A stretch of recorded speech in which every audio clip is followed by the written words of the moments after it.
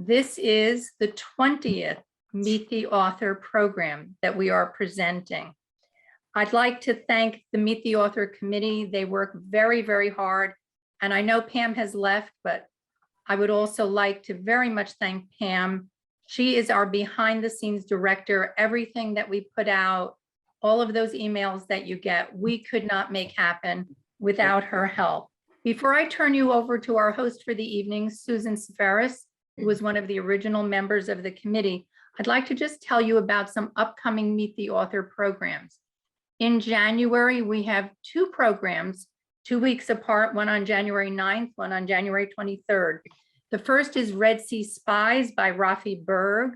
It is the official story of Mossad's creating a fake diving resort in the Sudan and secretly spiriting out the Ethiopian Jews from Africa to Israel. It's a remarkable book. I've already read it. You will love it.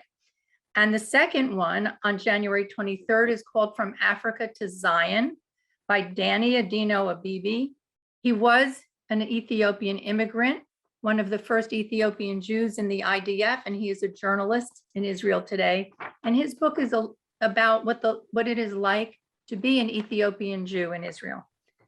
We're also very proud that our March event, which is called American Baby by Gabrielle Glazer, just last week was named one of the best nonfiction books of 2021 by the New York Times Book Review.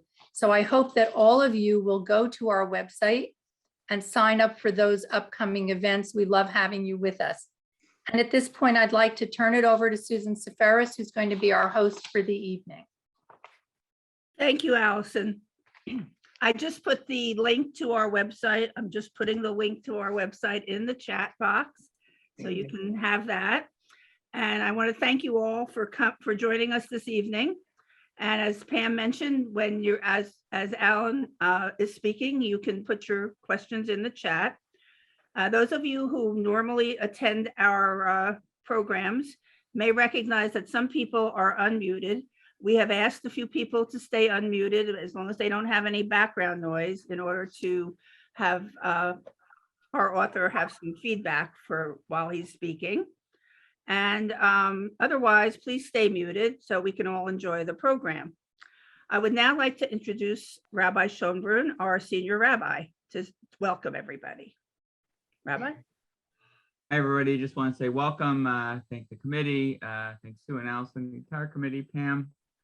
Alan, it's wonderful to have you with us. Nobody wants to hear me talking. They're all waiting for you, and the rabbi tells terrible jokes. So you don't want my jokes. We want to hear from you. So thank you for being here, and looking forward to a wonderful evening, everybody. Thank you, Rabbi. Okay. All right. I want to now introduce our author and speaker for the evening, Mr. Alan Zweibel. Alan is an original Saturday Night Live writer. He has won 5 Emmy and 2 Writers Guild of America awards for his work in television, which also includes It's Gary Shandling's Show, which he co-created and produced, The David Letterman Show, and Curb Your Enthusiasm. A frequent guest on all of the late night talk shows, Alan's theatrical contributions include his collaboration with Billy Crystal on the Tony Award-winning play 700 Sundays, Martin Short's Broadway hit, Fame Becomes Me, and the off-Broadway play, Bunny Bunny, Gilda Radner, a sort of romantic comedy, which he adapted from his best-selling book. All told, Alan has written 11 books, including the 2006 Thurber Prize-winning novel, The Other Shulman, the popular children's book, Our Tree Named Steve, and a field guide to the Jewish people that he co-wrote with Dave Barry and Adam Mansbach. His humor has appeared in such diverse publications as The New Yorker, Esquire, The Atlantic Monthly, the New York Times op-ed page, the Huffington Post, and Mad Magazine. In 2010, Alan was given an honorary PhD from the State University of New York, and because of the diversity of his body of work, in 2013, the Writers Guild of America presented him with a Lifetime Achievement Award. Alan is currently preparing his play, Bunny Bunny, for a return to the New York stage. His cultural memoir titled Laugh Lines, My Life Helping Funny People Be Funnier, was recently published by Abrams Books, and a new movie he wrote with Billy Crystal called Here Today that stars Crystal and Tiffany Haddish can now be seen via Amazon Prime and Apple TV, among other platforms. But the production that Alan is most proud of is the family he's co-produced with his wife, Robin. There are 3 children and 5 grandchildren. Ladies and gentlemen, Alan Zweibel. Hey, everyone. Thank you for having me. Susan, thank you for that very, very glowing and humbling introduction that I wrote and emailed to you. I'm bowled over by it. Thank you. I want to have fun tonight. I want to talk to you about my new book. It's called Laugh Lines, My Life Helping Funny People Be Funnier. And I'm going to skip around a little bit and we'll have Q&A later on. But I just want to say that when I hear that introduction, I consider myself the luckiest person ever, being a comedy writer. I write television, I write Broadway plays, and I write books, and I write movies. And I find the whole thing so incredibly ironic because initially it wasn't even my idea to become a comedy writer. This was a decision that was made for me about 40 years ago by every law school in the United States. I went to the University of Buffalo in the late 60s, early 70s. I got really good grades, but you had to take the law boards. You had to take the LSATs, which they graded from 200 to 800. If you can write your name, you got a 200. If you were Albert Einstein, you got an 800. If you were Alan Zweibel, you got a 390, which was like vegetable mentality. I remember going home and telling my Long Island Jewish parents that I got a 390 in the law boards. And about a week later, this is after they uncovered the mirrors. My father gave me $1,000, which I then took and I gave to a man named Stanley Kaplan. All right, okay, for those of you who may not know who Stanley Kaplan is, he has all these schools all over the country where he teaches you how to take standardized tests. And I wanted to retake the law boards. So I gave him the $1,000, and for 6 months I studied. I had number 2 pencils, I had earphones, I'm going through old tests, I'm really honing my test taking skills, and I retook the law boards, and my score catapulted up to a 401. I sat down and I figured that at that rate, I'd be about 90 before I got into an English-speaking law school. So I started writing jokes. I'm going to point, I'm in Cliffside Park, New Jersey. The Hudson is here. Up that way, I started writing jokes for comics who were playing in the Catskill Mountains. And you may remember that that was the breeding ground for comedy in the 50s and the 60s. Alan King, Dean Martin and Jerry Lewis, Toady Fields, Red Buttons, they all started there. By the time I got there in 1972, when I graduated college, the only guys who were there were the ones who were left behind. So I wrote jokes for every Morty, Mickey, Dickie, Freddie, and Lee that ever lived. They paid me $7 a joke. That was the going rate at the time. Would you like to hear a $7 joke? Absolutely. The joke that made me a professional comedy writer. I got a call one day from a Catskill comedian named Morty Gunty, who mentioned that they have a thing now called sperm banks. He said, can you write some sperm bank jokes for me? So I wrote, they have a new thing now called sperm banks, which is just like an ordinary bank, except here, after you make a deposit, you lose interest. Okay, $7. I'm now a professional comedy writer. I have $7 to my name. I moved back in with my parents in Long Island into my old bedroom in my old bed. And it was really scary. All my college friends were off to med school, dent school, law school. And I'm writing jokes for $7 a joke. About a week later, another Catskill comedian named Freddie Roman called me. He said, "Hey, I heard you wrote great sperm bank jokes." And I go, "How did I become this guy?" So he says, "Can you write me?" So they were starting to freeze sperm. And I looked into the future and I said, this could be a problem down the line because it's hard enough telling a kid he's been adopted. How do you tell him he's been defrosted? Okay. So now I'm up to $14 living at home. And to supplement this great living that I'm making, I got a job in a delicatessen on Hillside Avenue in Queens. You name it, I sliced it for about 2 years. And I used to write jokes on these little, what they called number 2 bags. The bags were numbered. These were the smallest ones that they would sell you packs of cigarettes in. I'd write jokes and I'd stick it in my pocket and I go back to my parents' house afterwards and I type them up. And on the strength of those sperm bank jokes, my price went to $10 and $12. The most I ever got for one joke, I got $18.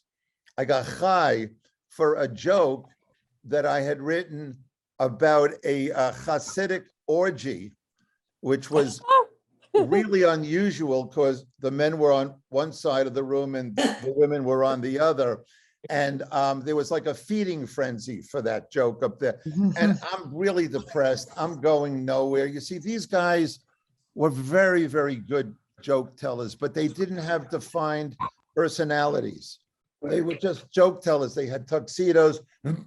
They all had the same sort of false teeth. And they didn't, but there was no character speaking there. It wasn't until years later when I wrote for guys like, say, Rodney Dangerfield. That was easy because Rodney had that thing, I don't get no respect. So I was writing for a character. So it was easy for me to have him say, even as an infant, my mother wouldn't breastfeed me. She said she liked me as a friend. See, that was a lot easier for me to do. Well, I'm living at home, working in a deli, and I'm nowhere fast. And I'm going, no, this is wrong. These guys were my parents' age. I didn't want to make my parents' friends laugh. I was 21. Woodstock had just happened. Nixon resigned. There was Watergate. There was sexual revolution. That was my generation, the baby boomer generation. And I'm looking around, I'm going, okay, where are the people my age who speak my language? Where are they starting out? And there were 2 clubs in New York at the time. One was called Catch a Rising Star, and the other one was called The Improvisation. And that's where people like Lily Tomlin and Richard Pryor, or my buddy Larry David, they were starting out there. And I go, okay, they're all a little bit older than me, but they speak my language. So here was my plan. What makes you say that? Here was my plan, that I would take the jokes that those old guys wouldn't buy from me, make it into a stand-up comedy act for myself, go on stage, deliver the jokes with the hopes that a manager or an agent would come in, like the material, and maybe want to represent me to become a TV writer, which is what I wanted to become.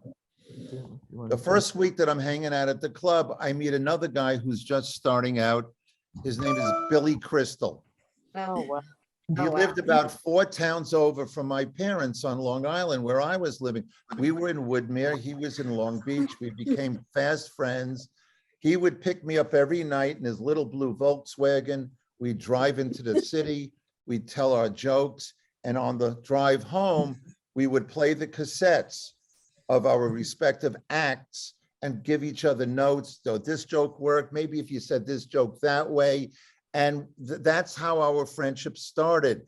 I'm going to jump around a little bit here. I'm going to fast forward because, you know, this book, I had been asked for many years to write a book about my career because, as I'll tell you tonight, it spans from the Catskills all the way to Curb Your Enthusiasm, all the way to things that I have on TV and the movies now. But I didn't want to do one of those books where it was, oh, and then I wrote this, and then I wrote that. I wanted to have an emotional core to it, or something that would attract humans saying, oh, this is a good story. So let me start with Billy. Billy is part of the reason I wrote the book. We started off together, as I just told you, years later, 20 or so years later, we still hadn't worked together. He was Uncle Billy to my children. Our wives were best friends. And we shared an office out in California at a company called Castle Rock. The office, the suite we had was Billy, me, and Larry David, who had all started out at the same week at those clubs in New York. The company was owned by Rob Reiner, who had hosted the third Saturday Night Live ever. And we're going, my God, look how this happened. And one day, Billy opens the door to my office, and he says, I'm thinking of doing a one-man show on Broadway called 700 Sundays. Would you help me write it? And I said, you bet. For those of you who may not be familiar with it, it was a very successful show. We won a Tony Award, but 700 Sundays, what the title meant was Billy's dad worked 6 days a week.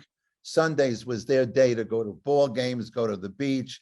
And his dad died suddenly when Billy was 15. So Billy calculated that he had approximately 700 Sundays with his father. That was a real big career highlight because a friend trusted me with his family, people I never met before, his parents, his extended family. He trusted me to put words in their mouths, trusted me to talk about their history. Now, to be frank, I'm a Jew from Long Island. Billy's a Jew from Long Island. This wasn't like writing for Martians, okay? So for me to say that his grandparents were mostly immigrants, you know, who spoke Yiddish, which is a combination of German and phlegm, okay? This was easy for me to do, but still, okay? So what we remember is the process, and most recently, and if it comes up in Q&A at all, we have a movie that's out now that we co-wrote that he stars in with Tiffany Haddish, and he directed. So there's a career and there's a friendship that has followed me since those early days when we would take in rides back and forth to the clubs performing for free in New York City. Okay, so let's go back to the clubs. One night I'm on stage, I'm on about 4 months into this experiment, and I'm having the hardest time in the world. It's about 1 o'clock in the morning. I'm having the hardest time making these 4 drunks from Des Moines laugh. I get off the stage, I go to the bar, I'm just sort of hanging my head, and I'm waiting for Billy to be done so he could drive me home. When a guy comes in, sits next to me, stares at me, and he goes, you know, you're the worst comedian I've ever seen in my life. I went, well, thank you. My ego really needs to hear that right now. He says, well, your material's not bad. Did you write it? And I said, yeah. And he said, well, can I see more of it? And I said, you bet. I didn't even ask who this was. At this point, they would have shown it to like a gardener, okay? It ends up, this is Lorne Michaels. This is April of 1975. He's gone from club to club in New York looking for writers and actors for this new show that would premiere in the fall called Saturday Night Live. That's unbelievable. I go back to my parents' house on Long Island. I sit at my mom and dad's kitchen table, and I typed up, I stay up for 2 days straight typing what I believed were 1,100 of my best jokes. And if you remember typewriters back then, they had the keys that went like this, they took them apart, there was ink, there was a whole schmutz thing going on. 2 days later, I had to go back to the city for my interview with Lorne. And I was really nervous. I was never in an interview before. I figured this could be a big thing if I did well. And I didn't even know what to wear, to be frank with you. I'm thinking to myself, okay, young, hip producer, young, hip show. Oh, I know. I'll dress young. I'll dress hip. I put on my father's maroon polyester leisure suit. I looked like a big blood clot sitting on the Long Island Railroad, going into the city for my meeting. If memory serves, Lauren was staying at the Plaza Hotel. And while I was waiting to go upstairs for my meeting, I saw a payphone. And it's 1975, no cell phones. I called Billy, and Billy had been spending time with Lauren. As a matter of fact, there was some talk that Billy Crystal would be one of the original Not Ready for Primetime players. It didn't work out, but they had spent time together. They had dinner. They spoke comedy. And I said, listen, I'm going to have a meeting with this guy, Lauren, in a little while. Is there anything you can tell me that can give me a leg up in this interview? He says, well, he used to write for Woody Allen. He's produced Monty Python specials. Oh, and he hates mimes. Lauren hates mimes. I said, got it. I go upstairs. I remember I sat on the edge of the bed.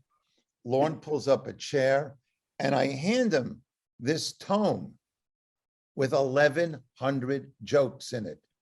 He puts it on his lap. He opens it. He reads the first joke and he goes, uh-huh. Then he closes the book. I'm up for 2 days, 1,100 jokes. He reads one. And to show you how long ago this was from the reference points, I had written a joke saying that the post office was about to issue a stamp commemorating prostitution in the United States. It was a 10-cent stamp. If you want to lick it, it's a quarter, okay? Is the rabbi still there? Okay.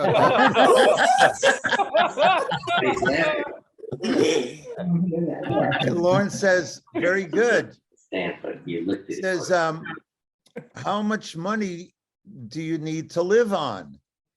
And I said, well, I'm making $2.75 an hour at the deli. Match it. And he says, well, tell me a little bit more about yourself, which I took to mean that before he committed to this kind of cash, he wanted to see what he was buying. So I remembered my call with Billy, and I said, well, I love Woody Allen, big fan of Monty Python, but if there's one freaking mime on this show, I am out of here. And he gave me a job, okay? And that was the big break. This was, my dad manufactured jewelry, and his place was on 52nd. I'm pointing across the river.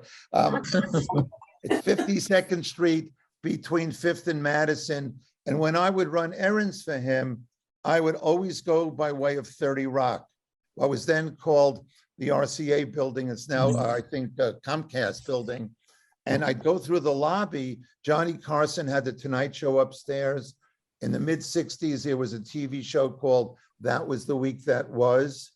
And there were people in that building doing what I wanted to do. And now it's July 7th, 1975. And I'm reporting to work to that building. My first day as a TV comedy writer, I get in the elevator, I go up to the 17th floor where Lorne Michaels still has his office. And we were going to have a meeting to talk about this new show, what it was going to be. And I'm looking around before the meeting starts, and I see John Belushi, I see Dan Aykroyd, I see Lorraine Newman, and I'm going, oh my God, these guys are really good. I had never heard of Second City. I wrote jokes for comedians who just told jokes straight out to an audience. They played characters and they were creating it in front of me.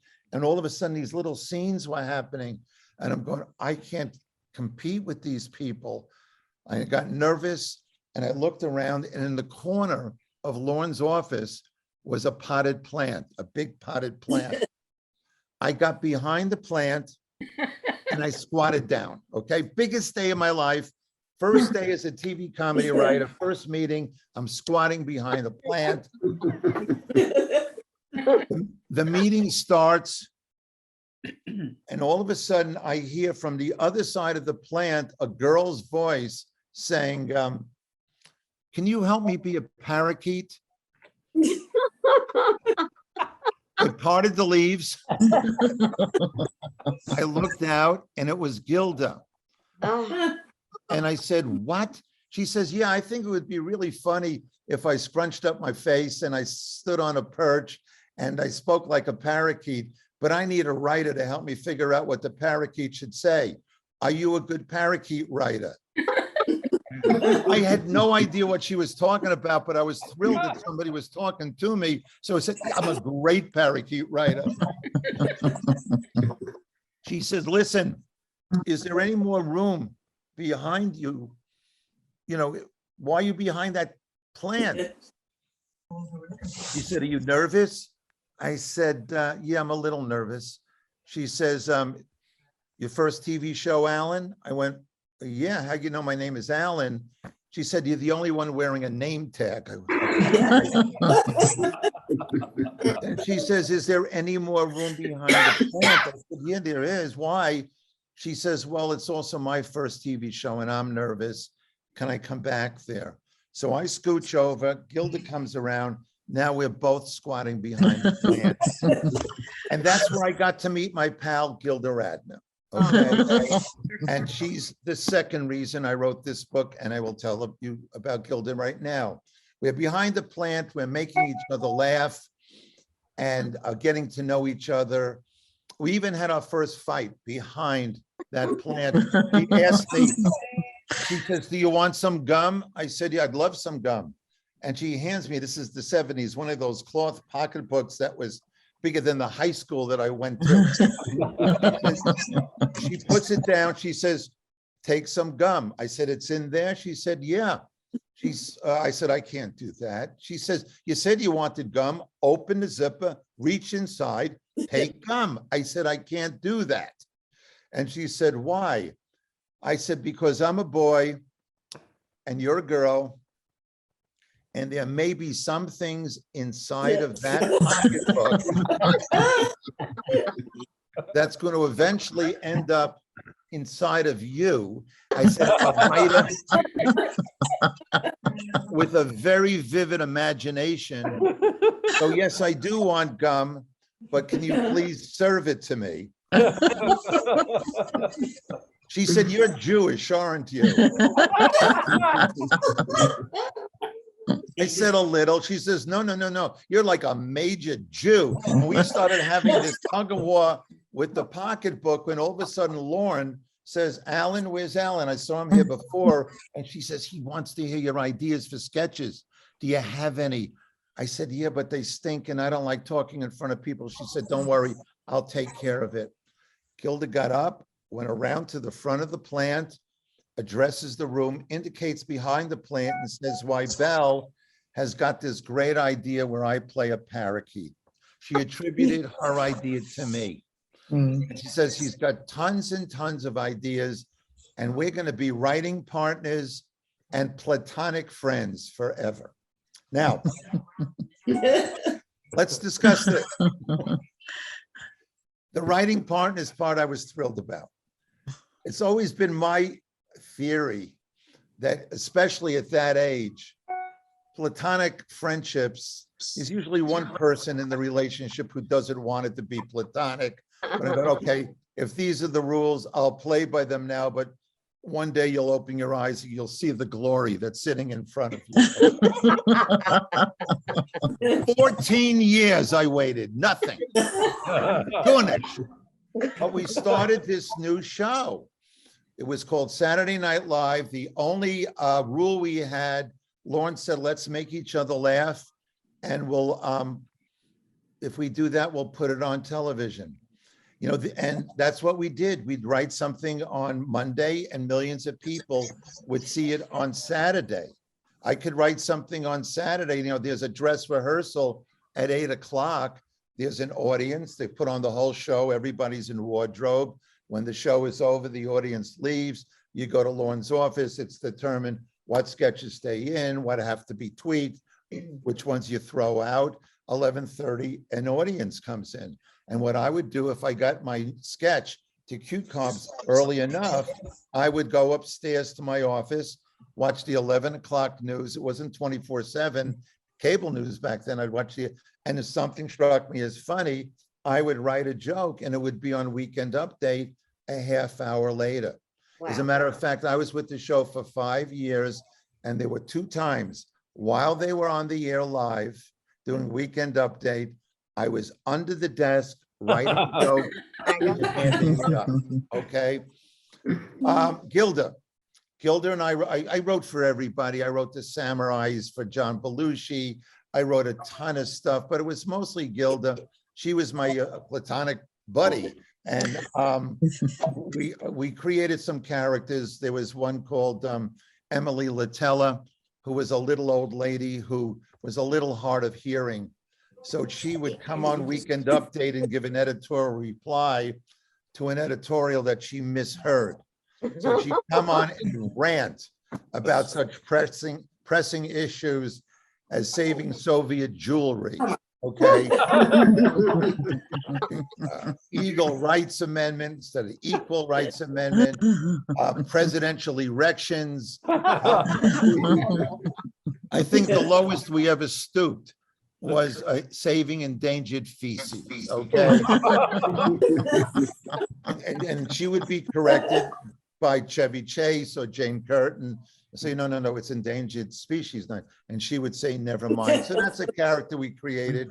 Another character we created that was very popular was called Roseanna Dana. Oh, she's my favorite. She's my favorite.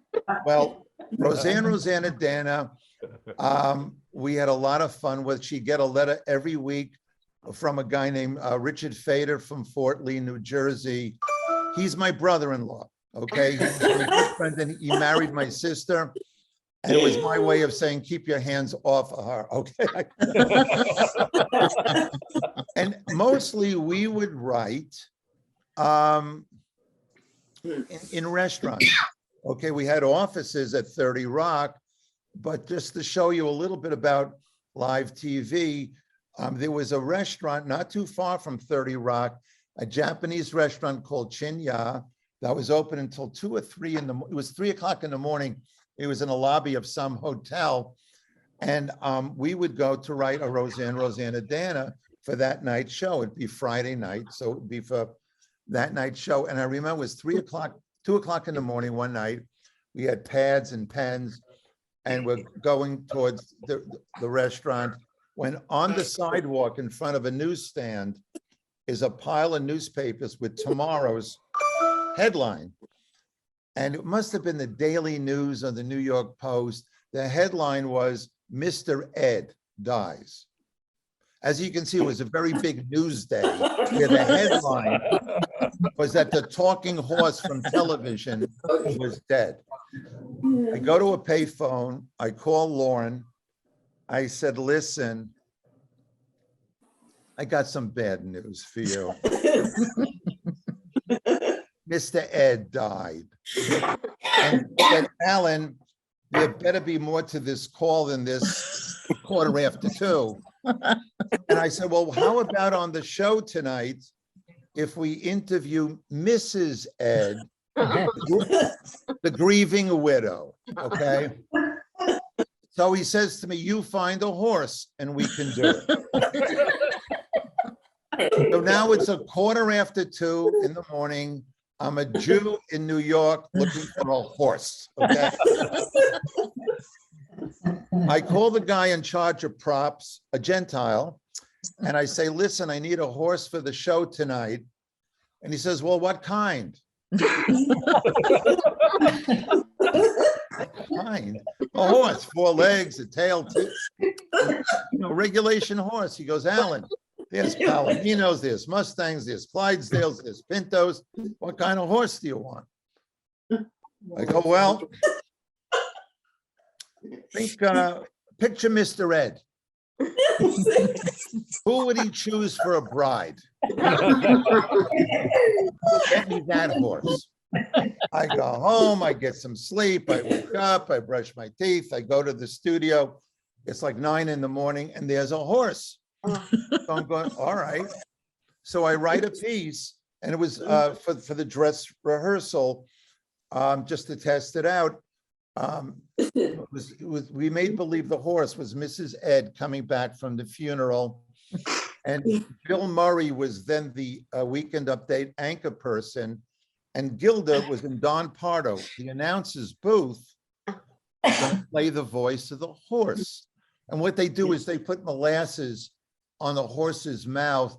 So when it goes to lick it off, the camera cuts that direction and Gilda would say whatever I wanted the horse to say. So we tried it in dress rehearsal and it was really adorable. We put a black hat on the horse and a veil. And Bill Murray says, did he suffer much? And Gilda goes, no, he went quietly. And they go, well, this could work. So let's do it when we go on the air live. I don't know what happened to this horse between dress rehearsal, but when he saw the red light go on the camera and the horse knew he was now on live TV, he flipped out. He started running in circles. We don't have any dialogue to cover this. I didn't know this was going to happen. Gilda, the improv actress, is going, oh, I'm so upset I'm chasing my tail, Bill. And at one point, the horse breaks rank, leaves the studio, Oh my God. runs down a hall of NBC. Lorne says to a cameraman, follow that horse. And Gilda says, oh, I'm so upset, I'm gonna throw myself out a window, Bill. So that was live TV. If it was taped, we would redo it, we would edit it, we'd cut it all together. But when it's live, it's just out there. If anybody should ask later, I'll tell you some stories about censorship back in those days, which was also very interesting. I left the show after 5 years. I met my wife, Robin, on the show. She was a production assistant. We decided to stay in New York. Gilda went to California. She started doing movies. She married Gene Wilder. And I started living the life of somebody in a situation comedy. We took an apartment and we made the mistake, Robin and I, in thinking that Jews from Long Island and Jews from New Jersey were the same species. And they have different rules, who pays for what at the wedding.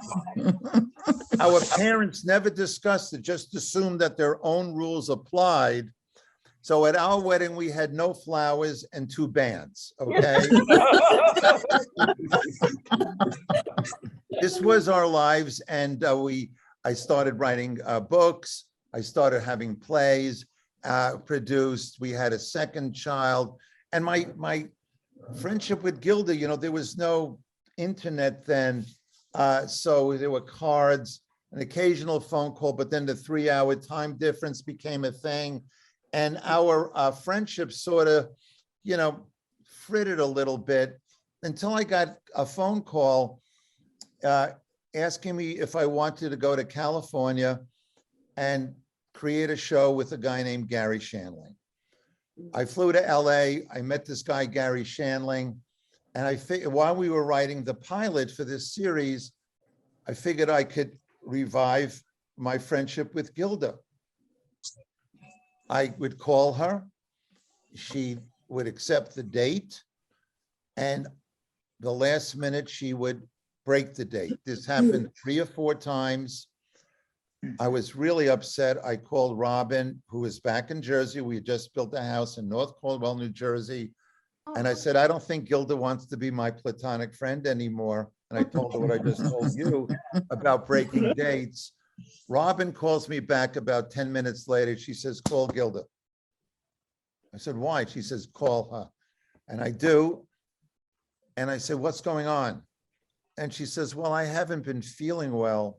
I go, what's wrong? She says, well, I have Epstein-Barr virus. You know what that is? I said, yeah, it's like mono, right? He says, I'm telling you, Zweibel, my head wants to do everything it's always done before, but my body just won't let me do it.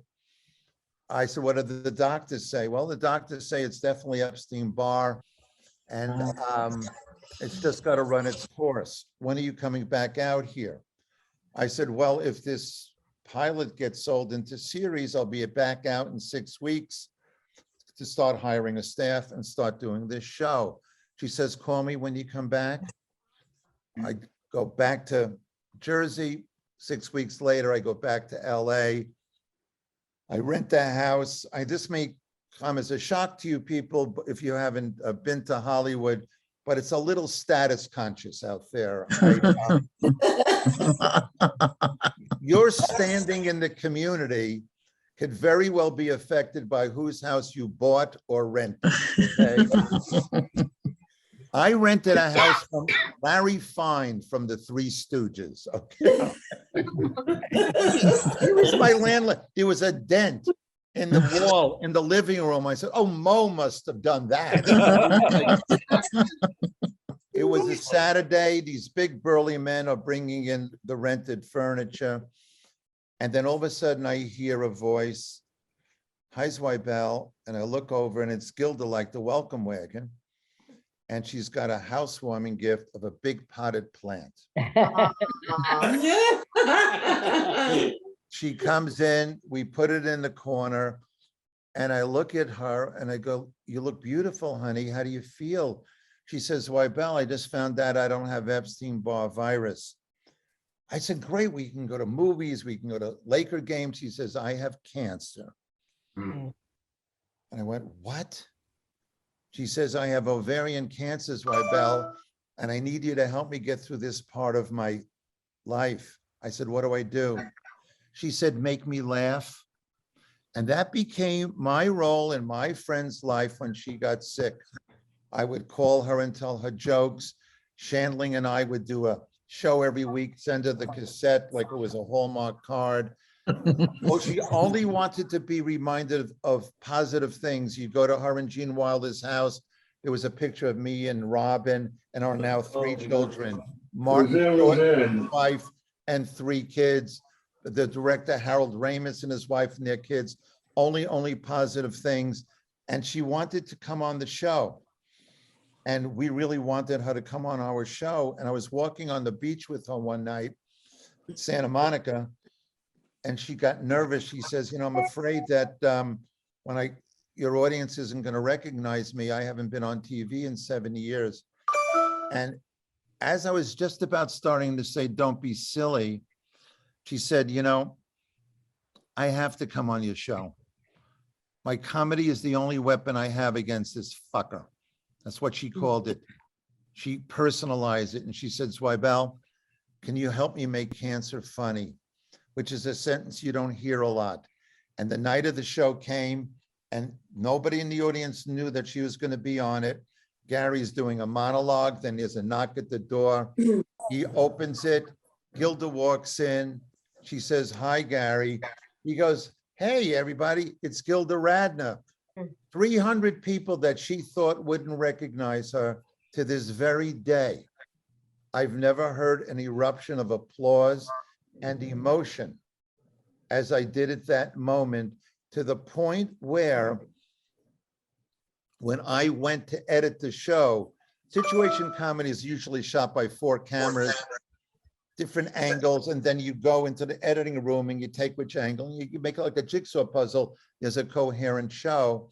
The angle I wanted to use upon her entrance, you know, which got this huge audience reception, I saw the frame, so the picture was jumping just a little bit. It's just frozen lasagna. I couldn't But figure I'm out going what it oven was. instead of microwave. And then 'cause I your company- remembered the night we were What do you shooting the mean? show, What do you mean? the cameraman who was on that camera was crying. I was And just he was, trying his to hands that were thank you. holding the stirrups. And you're the one who offered to were come over here shaking. and fix things. If you Which brings could see love. this show on TV, look There for is it. no I place left in it you. in I'll make this as here and get a fucking tribute. And maybe you should go back to your house.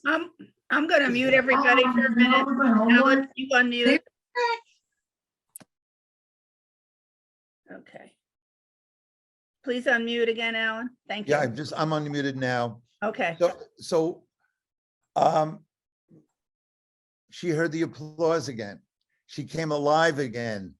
And then she got sick again. And I had to make her laugh. I had to make my platonic friend laugh to the point where when I went to Cedars-Sinai to give her blood, I was on a gurney and a nurse came up to me with a pad and a pen. And I said, "What's this?" She says, "Well, Gilda likes to know whose blood she's getting. Write her something nice. She's having a tough time." So I wrote, "Dear Gilda, I knew I'd get some fluid of mine into you one way or another," which I think said it nicely. When she passed, my wife, Robin, about 3 years later said, "You should write something about you and Gilda." And I said, "No, I don't want to capitalize on that." She says, "The hell with that. Your best friend died and you haven't cried yet." So I sat down and this is where writers are lucky. I know you have a big writers series. This is where we're lucky, especially if we write memoirs, because what we're able to do is stick our pens in our heart and go back to any era in our life and resurrect the people who were in it and what we were feeling at the time. All right. And I wrote a book about me and Gilda. Part of my therapy was reconstructing everything I can remember about the relationship. Where did we meet? Oh, behind the potted plant. And 14 years leading up to my eulogy I gave at her memorial. And if you look at the book, it's all dialogue. She talks, I talk, she talks, no paragraphs. I didn't want punctuation. I wanted the words to touch each other one more time. So she's in here a lot. I wrote the book, Bunny Bunny. There was still a couple of things that I had to say. So there's a lot of that in here. And before we go to Q&A, I'll just tell one more reason that I wrote this. Gary Shandling and I became good pals when we did his show. But at the end of the series, after 72 episodes, we weren't talking. Differences of opinion. I had a wife and 3 children. I wanted to write about it. He was still playing the single guy. And so there was some resentments. I didn't want to write that. And he was a little jealous and upset that I had divided focus. We weren't talking at the end of 4 years. We came back east to Jersey one summer because the kids would go to camp up in Maine. So we went to the house in Jersey. Robin saw in the paper that Gary was appearing in Atlantic City.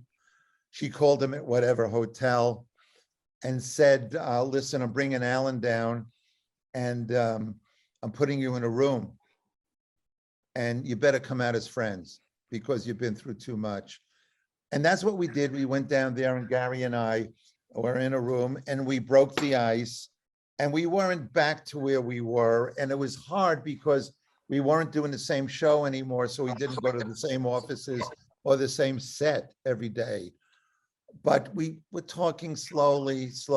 It was getting back, slowly getting, it was a spirit that I wanted in my life. He meant enough to me. As big a pain in the ass as he was, I needed to have that in my life. And I was out in LA about 3.5 years ago, working with Billy Crystal on that movie I told you about called Here Today. It stars he and Tiffany Haddish. I called Gary. I said, "Hey, you want to have dinner?" Thinking we're just about there. The circle was just about complete. And we couldn't get it together. I had to go back to New York the next day. He had to be somewhere else. So we made up that we would speak this coming Thursday night. He died Thursday morning. Oh, And once again, the writer still had things to say, wanted to complete the circle. So Billy, Gary, Gilda, I dedicated this book to my sister Fran, who had died 4 years ago, who was the first person I ever made laugh. So it's not only about the triumphs. If anybody asks, I can tell you about some reviews that I've gotten, but it has a heart to it, and that's why I wrote the book. Are there any questions? Thank you so much. Thank you so much. Yes, I do have there's a few questions in the chat, but prior to tonight, I had asked our committee to supply me with a few questions. So if we want to keep going, we'll get some questions. One of the questions is, once you were working regularly on SNL, Gary Shandling Show, etc., what was the hardest thing about turning out comedic writing on a regular basis, and not just when something funny came into your mind? It's a wonderful, wonderful question. It's a wonderful question because sometimes things happen in your personal life where it almost feels like heresy that you're being funny. Feels like you're disrespectful, which is why if you look at the crawl, which is the list of names that fly by at the end of a TV show, they have a big staff of writers where you pick up each other's slack. When you're writing alone, even on a good day, I have this quote. Herb Gardner, you may remember the name, was a great playwright. He wrote 1,000 Clowns. And this is what he says about a writer's life. He says, your days are spent making up things that no one ever said, to be spoken by people who do not exist, for an audience that may not come. Those are your days. And if you're in a bad mood, or if you broke up with somebody, or somebody passed, or somebody's sick, boy, that becomes that much harder. And that's your job. That's the job. My friend Dave Barry, who I've written books with and is featured a lot in this book, you know, I've asked him, I asked others, what do you do when you get writer's block? And Dave Barry had the best answer. He said, I handle it the way I do constipation. I just sit there until something comes out. So, but it's a wonderful question because you almost feel like you're being sacrilegious under those circumstances that you're talking about. Thank you. Okay, another question was, how would you characterize the difference in comedy of today versus what was done in the Borscht Belt back in its heyday? Another terrific question. When the Borscht Belt was in its heyday, it was a different time. It was the immigrants who came over. They came over, they worked on the Lower East Side. They worked in sweatshops, and then their children, American Dream, houses, Long Island, and something called leisure time.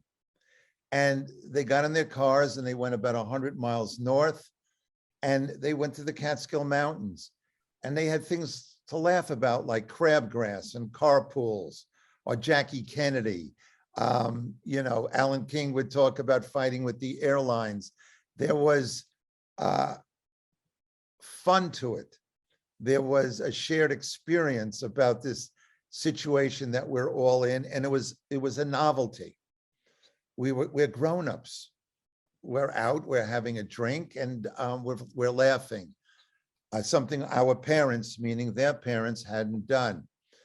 The comedy of today has evolved along the lines where it's a little bit more cerebral, a little bit more angry, a little bit more, in some ways, more preachy, I think. I think where people used to just go out and have a good time, you know, I think political correctness is the death of comedy, quite frankly. Yeah, there are certain things that had to be modified.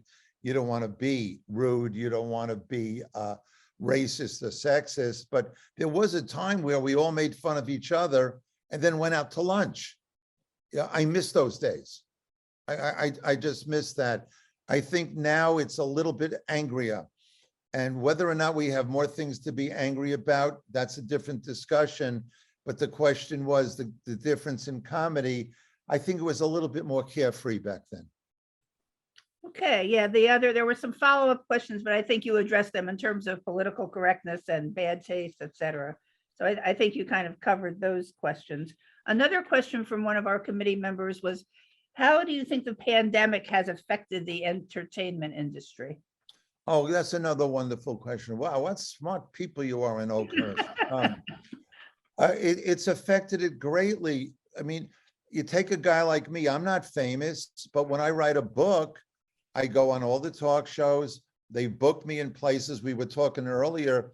Originally, my book tour was supposed to take me to LA, where Larry David and I were going to be in conversation in front of 1,100 people in a theater. Lewis Black and I were going to be at the 92nd Street Y in front of 900 people.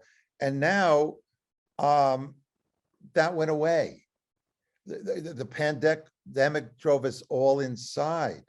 So I'm a writer, so I just kept on writing. My days were pretty much the same. I got up, brushed my teeth, got dressed, went about 20 feet from the bedroom, made a right turn into my office, and I kept writing. But as far as comedians and performers who feed off of the feedback, the laughs and the reaction from audience, it was death. They had things like this. Okay, they did have channels where people can tune in, and it's great. And this is why I asked for a handful of people to be unmuted, so at least you felt something coming back at you.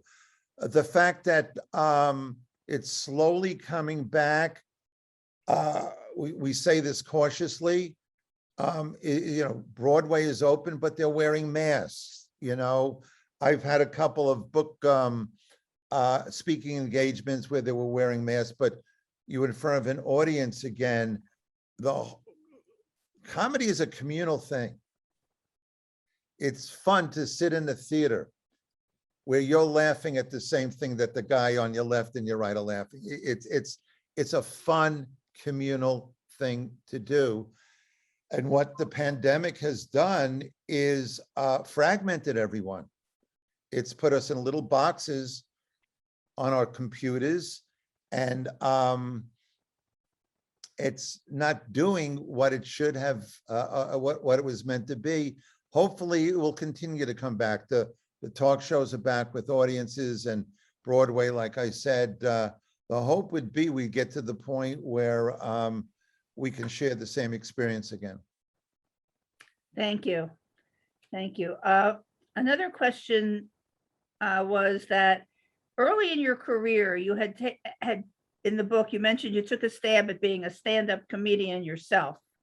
What was the hardest thing about that versus what the hardest thing is about writing for other comedians? Well, like I said, I never wanted to be a stand-up. It was a means to an end to show off the material with hopes that somebody would like it and want to represent me, and it worked out.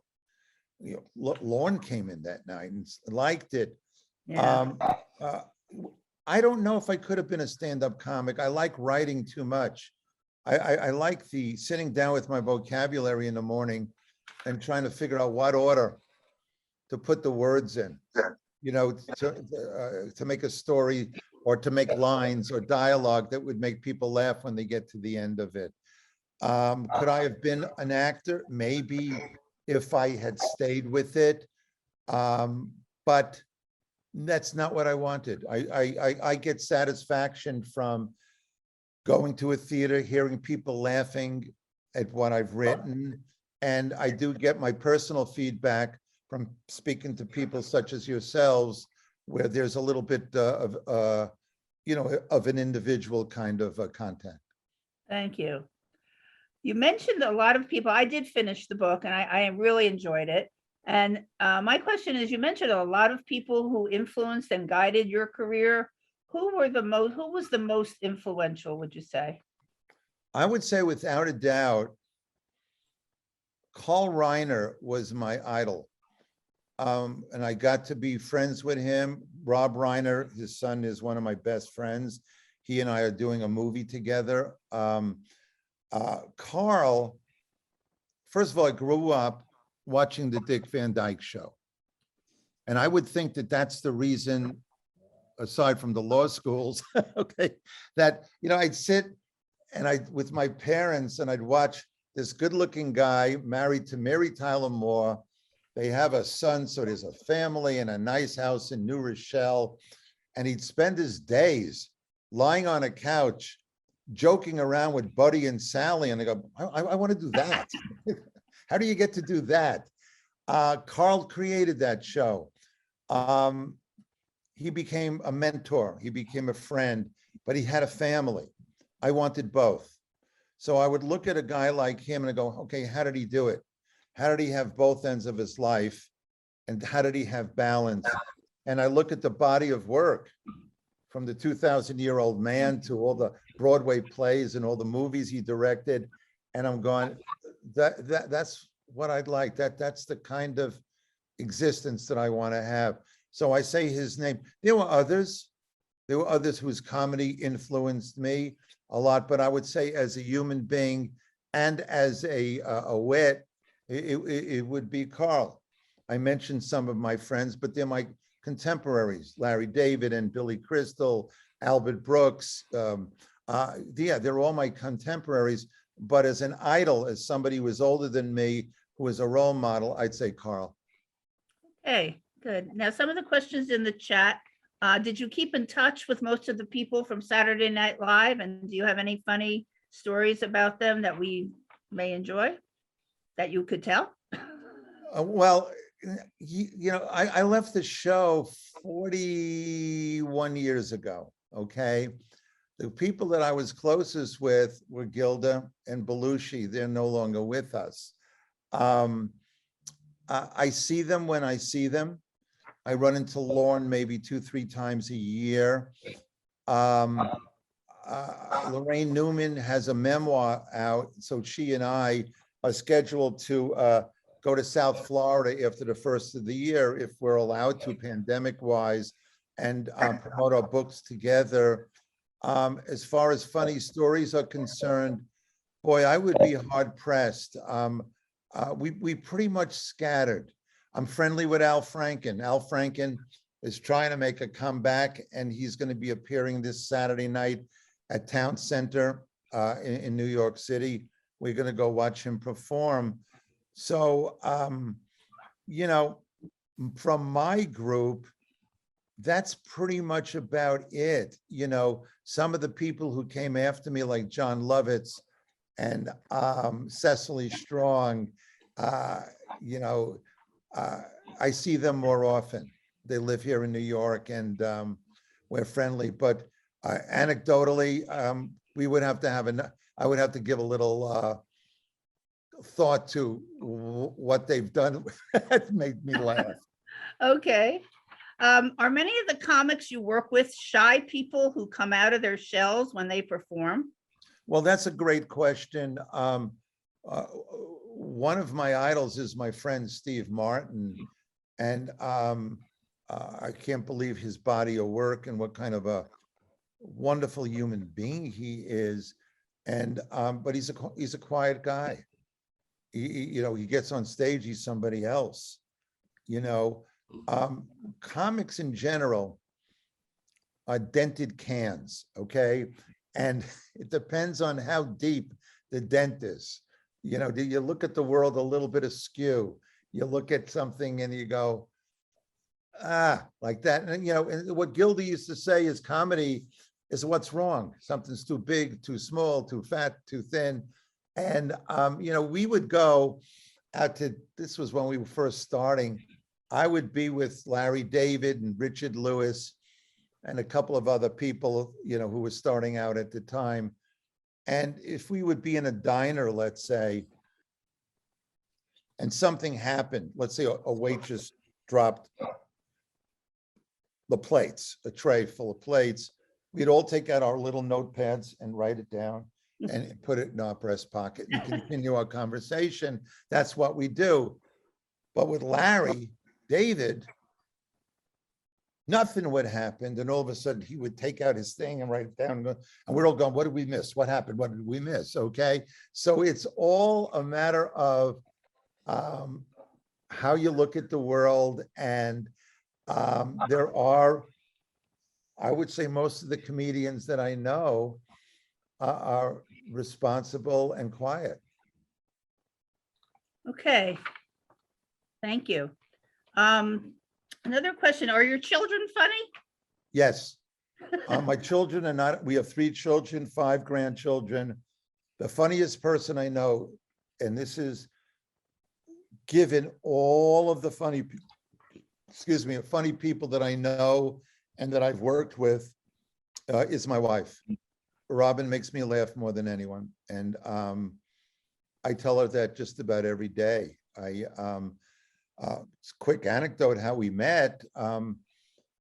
It was the 3rd year of Saturday Night Live, and she got a job on the show as the show secretary. She later became a production assistant, but she got a job on the show as a show secretary by lying about her typing skills. So she would have to stay late to make up for what she should have done during the day. So we're in pre-production for the 3rd season. So we're keeping civil hours. You know, we didn't have a show that week, you know, we're just writing during the day. So I'm packing up one night, it's about 6 o'clock. And I hear from the reception area, a typewriter key. And then about 5 seconds later, another key. And then about 7 seconds later, another key. I'm going, what the hell is that? I go out and I see this really pretty girl looking for the letters that she said that she was good at. She couldn't find it. And she's really intent on her work. Nobody's around. Lorne Michaels' office is over there. The door is open, but place is empty except for Robin. I take a seat at the desk across from her. You know, they had situated was the desk were facing each other. And I cleared my throat trying to get her attention. She just kept on typing. I opened up the middle drawer of whose ever desk this was. I found a box of paper clips. I took out a clip, threw it at her. It hit the typewriter, her typewriter, skidded off in that direction.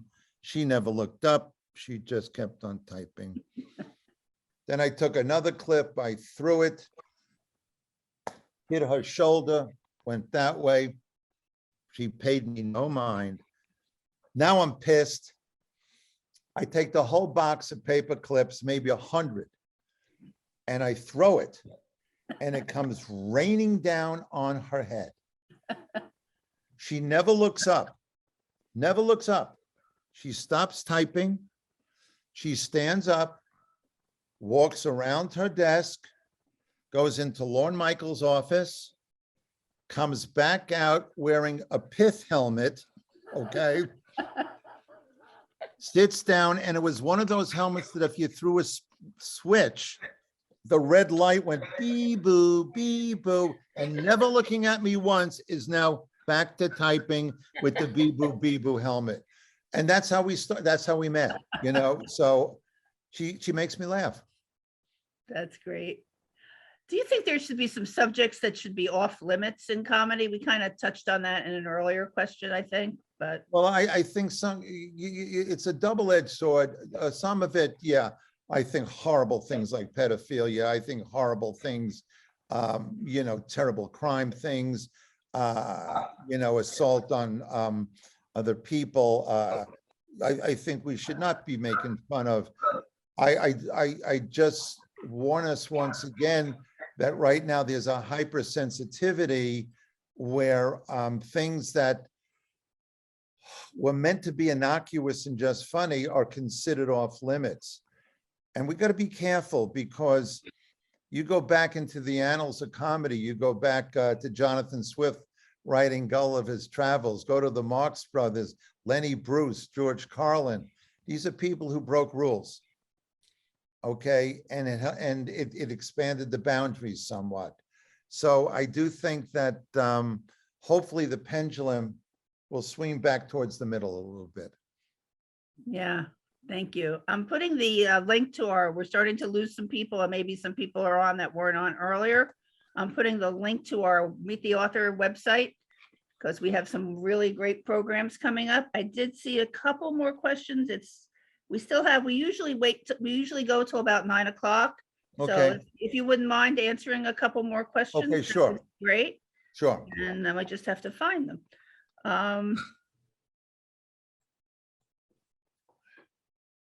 Okay, somebody help me out here, my team. So I have one here Okay, from Len Cedar. I just saw a younger version of Alan on the Love Gilda movie on Hulu. She was an incredible talent. Going back to the Long Island and New Jersey Jews, how easy was it for you to become a New Jersey Jew? The same thing. It's just the other side of a river. It's very similar. You know, I think you go back culturally, you know, I'm pointing towards the Statue of Liberty. You can see this from my apartment. They all came this way. Some went this way, some went that way. I don't see any big differences, you know. Maybe the dialect is a little bit different on this side of the Hudson than it is over there. But with the exception of that joke I told you earlier about, you know, who pays for what at the wedding, I'm sure there's a couple of other things. I don't see huge dissimilarities. It's suburban. okay. Somebody put in the chat, not a question, but I'm a big fan of early SNL. I just started reading your book, A Field Guide to the Jewish People, and I'm really anxious to read Laugh Lines. So that was Thank you. chat. And I'm going to read the other book because I hadn't heard about that guide to the one he was just mentioning or she was just mentioning. Well, there's Here's also, I wrote a parody of the Haggadah with Dave Barry and Adam Mansbach called For This We Left Egypt. So I would take a look at that. Now I see our rabbi laughing because I know he would probably want to read that. Okay, let's see, there was one other question. So there's another question here. Yeah, you want to read that one and then I'm going to read the one you and I talked about earlier. Okay. Is Larry David the same or very different from his TV character? It's an exaggeration. He plays that guy, Larry David. Billy Crystal and Larry David are my best friends. And they share the same big heart. They're loyal. Larry is a little bit offbeat, more offbeat than anybody I've ever met. But we knew that. When we started out in the clubs, back then, Larry would get on stage at the Improvisation on a Friday night, let's say. And back then he had hair that looked like Brillo and wire rim glasses, and he wore a green army fatigue that said L. David on it. He was in the Army Reserves, right? And the audiences from Jersey and Long Island were a lot of Madras, a lot of blue hair, you know, it was suburbanite kind of thing, polyester. Now Larry gets on stage in front of a packed audience, and I'm sitting in the back. And Larry will look at the audience and go, I feel very comfortable with you people tonight. In fact, I feel so comfortable, I'm thinking of using the to form of the verb instead of usted. Now, I'm sitting back there laughing my butt off thinking, A, it's a funny joke, and B, no one is laughing. It's like an oil painting. And usually when a comic tells a joke that doesn't work, especially right out of the box, he shifts, changes courses. Larry just kept on going. You go, I think a lot of people misuse the to form of the verb. when Brutus stabbed Caesar, Caesar said, "A2, Brutus." And Brutus says, "Caesar, I just stabbed you. If there was ever a time for usted, it's now." I'm laughing. The audience is like tumbleweed going down the aisles. And Larry, go to hell with all of you. And he'd walk off. So he was a guy that thought differently than everyone and waited for the rest of the world to catch up to him. He found a nice looking face in Jerry Seinfeld. They became friends at the clubs. They started writing together. And the rest is history. Yeah. Yeah. Okay. Saturday Night Live was groundbreaking in that it had great comedy and also introduced comedians of color, such as Garrett Morris and Eddie Murphy. Did you have an opportunity to work with them? Well, yeah, I mean, Garrett Morris was in the cast when I was there. Mhm. And after I left the show, they had a thing where they invited guest writers. If a host wanted a certain writer to come in that week and be his writer, or he felt comfortable with that person, even though they weren't on the regular staff, they would come in. And so when Eddie Murphy hosted, he asked me to be his writer that week. So yes, the answer is yes. I work with Garrett and to a lesser degree, Eddie Murphy. Okay, good. Couple more questions in the chat, and I think we'll wrap it up. Okay. What advice would you give to an aspiring comedy writer today?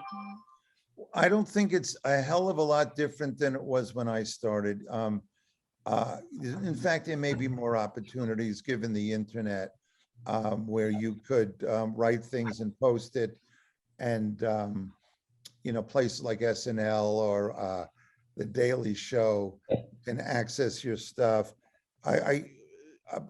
But then again, there are more people trying. I don't think it's, my advice is write every single day.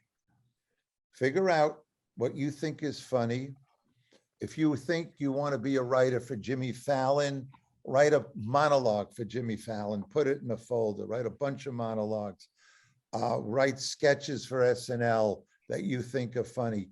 Make a portfolio of your stuff. And if when the opportunity comes, not if, when you feel confident in what you're, if you're selling shoes, you've got a suitcase filled with samples. This is your suitcase. All right. Lorne Michaels walked into SNL. My suitcase was 1,100 jokes. So it's just like anything else. Luck is timing plus preparation. I'd say prepare by writing every single day. And when you're confident in what you have, go online, look up who the agents are, who they represent. If these people, if they represent people who've got sensibilities similar to your own, send them a packet. They're hungry for clients just the way you're hungry for representation. So that would be my advice. Okay, what was the name of the Haggadah parody? For this, we left Egypt. For this, we left Egypt. Okay, somebody asked that. And then I had one more question from one of our committee members. Who are your favorite female comedians right now? Would you say? Dead or alive or just now? I guess now it was her question, really. You still with us, Sheila? That was Sheila's question. I think that was her. Let me see. Who are your current female? Yeah, current. All right. Well, Sarah Silverman, I like a lot. I think Kate McKinnon, who's in the cast of Saturday Night Live, could have been in any cast in any era. I think she's a genius. I just work with Tiffany Haddish. I like her a lot. I'm sure there are others. But that's the handful at the top of my. Okay, that's great. Thank you so much for everything. I'm going to remove the spotlight now, and then I'm going to, when I do that, it doesn't happen right away. I'll have to put my viewing gallery. Okay. Okay, I just wanted to thank everybody again. Thank our author, Alan Zweibel, everybody go out and get the book. Laugh Lines, it was really a very pleasant book to read instead of some of the more serious things that we're going to be asking you to read in the next few months. As Allison mentioned, we have 2 programs in January, January 9th, and these programs in January will be at noon because they're on Sundays. Red Sea Spies is January 9th by Rafi Berg. January 23rd, also at noon, From Africa to Zion by Danny Abibi. March 24th, American Baby, the book that Allison mentioned just was named one of the best nonfiction books of the year. May 19th is the Forgiveness Tour by Susan Shapiro, and July 21st, Unstoppable by Joshua M. Green. And as Pam mentioned at the very beginning, for those of you who weren't here, go to the Torah L website. We have a lot of other interesting programs coming up. Thank you all for joining us tonight. Thank you for having me, everybody. Take care.